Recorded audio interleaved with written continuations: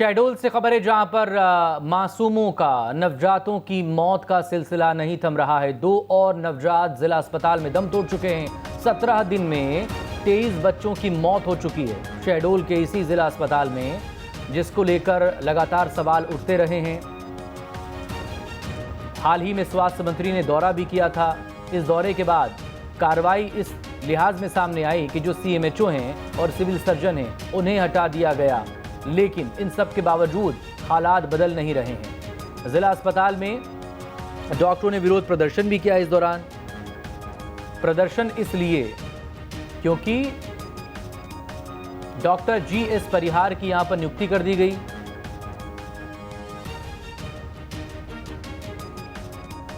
GS परिहार को civil surgeon यहां पर बनाया गया है नए बदलाव के बाद, क्योंकि इससे पहले जो सिविल सर्जन थे, सीएमएचओ थे, वो दरअसल हटा दिए गए स्वास्थ्य मंत्री के दौरे के बाद।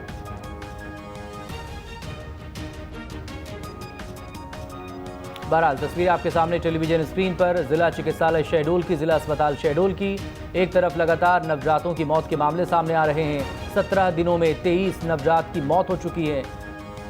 लगातार अस्पताल में बद इंतजामी को लेकर जब सवाल उठे तो पहले स्वास्थ्य मंत्री जो कि क्लीन चिट दे रहे थे अस्पताल मैनेजमेंट से लेकर तमाम डॉक्टर्स को, वो सामने आए।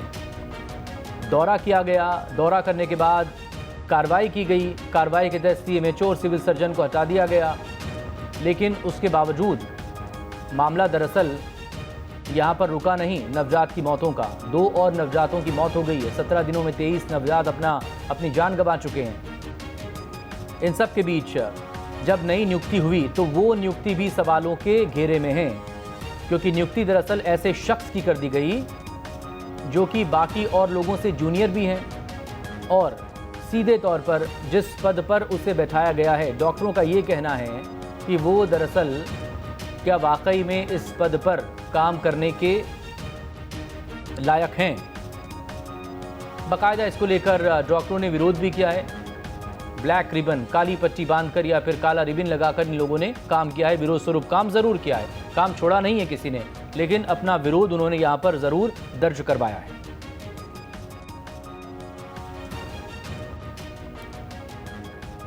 बड़ी खबर इस वक्त आपके सामने टेलीविजन स्क्रीन पर।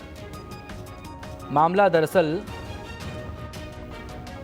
शहडोल से जुड़ा हुआ है। शहडोल का वही जिला अस्पताल जहां पर पिछले 17 दिनों में 23 नवजातों की मौत हो चुकी है।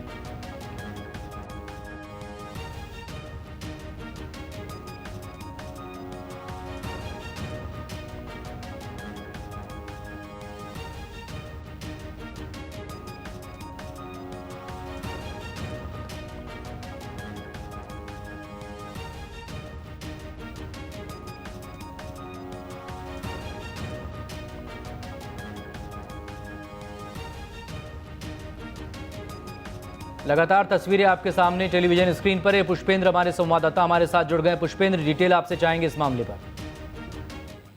जी, मैं बता दूं कि लगातार बच्चों का मौत का मामला थम नहीं रहा। अब 17 दिन में 23 बच्चों की मौत हो गई। लगातार मौत हो रही है जिला हॉस्पिटल में, लेकिन प्रबंधन का वही रटाया बयान कि ये लापरवाही बच्चों के माँ बाप के द्वारा लाने समय हो जाती है, और उस समय वो लाने में देरी कर देते, जिससे बच्चों की मौत लगातार हो रही है। डॉक्टर और प्रबंधन की कोई लापरवाही नहीं।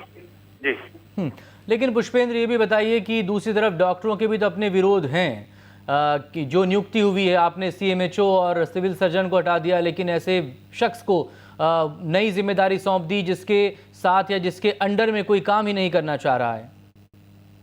जी, मैं बता दूं कि जो सिविल सर्जन को लेकर डॉक्टर लामबंद हुए और काली पट्टी लगाकर विरोध कर रहे हैं, ये इसलिए लगातार विरोध हो रहा क्योंकि ये जो जीएस परिहार है, ये थोड़े से जो नियम कानून के पक्के व्यक्ति है। मतलब ये नियम, अगर सुबह 9 बजे डॉक्टर आना चाहिए तो हॉस्पिटल में आना चाहिए, स्वयं 8 बजे पहुंच जाएंगे।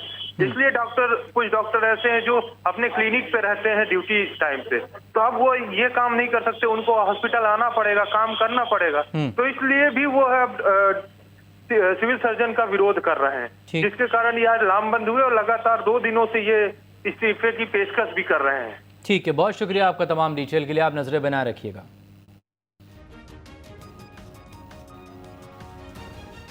जो 2 बच्चों की मौत की बात है, तो पहला जो बच्चा है वो उमरिया ज़िले से आया था और ब्रॉड डेथ था, मतलब मृत अवस्था में आया था। तो वो यहाँ उसकी मौत नहीं हुई है, वहाँ एडमिट भी नहीं हुआ एसएनसीयू में। जब लेके आए तो मृत था, पर जो चिकित्सक हमारे डॉक्टर प्रभाकर हैं और जो भावना थी, उन्होंने उसको, चूँकि बच्चा लेके आए थे तो चिकित्सक होने के नाते उन्होंने उसको मतलब देखा और उसको रिवाइव करने का प्रयास भी किया 15-20 मिनट, आधा घंटा। पर चूँकि बच्चा डेड था इसलिए उसको एडमिशन ही नहीं है उसका, तो वो इस कारण से वो एक मौत गिनी जा रही। दूसरा जो बच्ची थी जिसकी मौत हुई है पीडियाट्रिक वार्ड में, रितु शायद नाम है उसका, तो वो 4 महीने की बच्ची थी और वो अपनी दूसरी बीमारियों के कारण भर्ती थी और स्वस्थ हो गई थी, उसकी छुट्टी होनी थी। पर उसकी माँ रात में उसको दूध पिलाई, या दोपहर में समय एकदम सही ध्यान नहीं है, दूध पिलाते हुए माँ सो गई और बच्ची भी दूध पी रही थी, वो भी सो गई। तो दूध पीते पीते उसका मिल्क एस्पायरेशन हो गया, सांस की नली में दूध चला गया। ऐसे कई डेथ हो जाती हैं जब